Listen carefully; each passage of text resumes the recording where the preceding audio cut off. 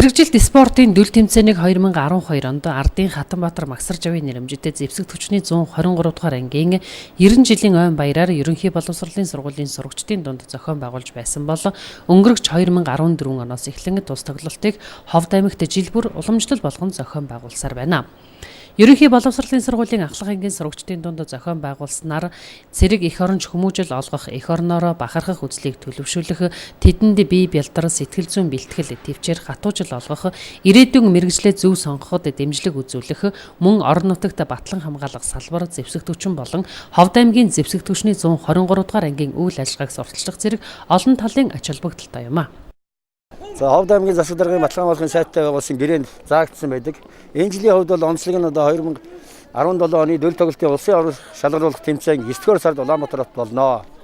Тэгэхээр энэ удаагийн манай тэмцээний онцлог нь бол энд Улаанбаатар хотод улсын орон шалгаруулах тэмцээнд оролцох баг тамирчтай сонгон шалгаруулах ийм тэмцээн болж байгаагаар онцлог болж байна. Энд оролцож байгаа хүүхдүүд цаашдаа ерөнхий боловсролын дамжруулаа төгсөөд батлан хамгаалах сургууль, хууль сахиулахыг сургууль, ардчийн сургуульд орох одоо ийм сонирхолтой ийм одоо залуучууд олон байгаа. Тэр чиглэлээр одоо бас эднэрт одоо ерөнхий эрдмийн хичээлдээ шалгалт өгөх одоо суур бэлтгэл болж өгч байгаагаа бас ийм онцлог болж байна.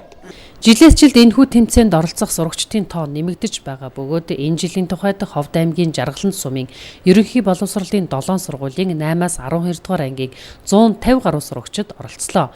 Энэ удаагийн тэмцээнийг саадтай зурвас, химийн норматив, байр зүйн норматив, бэлтгэлийн норматив, гарнат мэрэгэн шидэлт 2 км-ийн гүйлт, жагсаалын бэлтгэл зэрэг 9 төрлөөр зохион байгуулсан байна.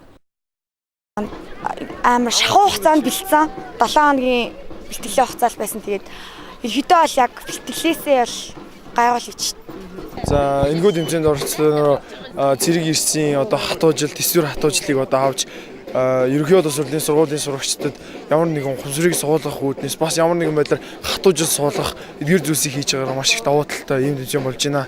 Тэмцээнд оролцож бүх хүүхэд залууст цэргийн анхан шатны мэдлэг олгох, цэрэг эх оронч хүмүүжил олгох, бие бялдрыг нь хөгжүүлэхэд энэхүү тэмцээний зорилго оршиж байгаа юм. Энэ жилийн цэрэгжилтийн спортын дүл тэмцээний 1-р байрыг 12 жилийн 6 дугаар сургуулийн Салаа, 2 дугаар байрыг 12 жилийн 3 дугаар сургуулийн Салаа, 3 дугаар байрыг 12 жилийн 7 дугаар сургуулийн Салаа тус эзэлсэн байна.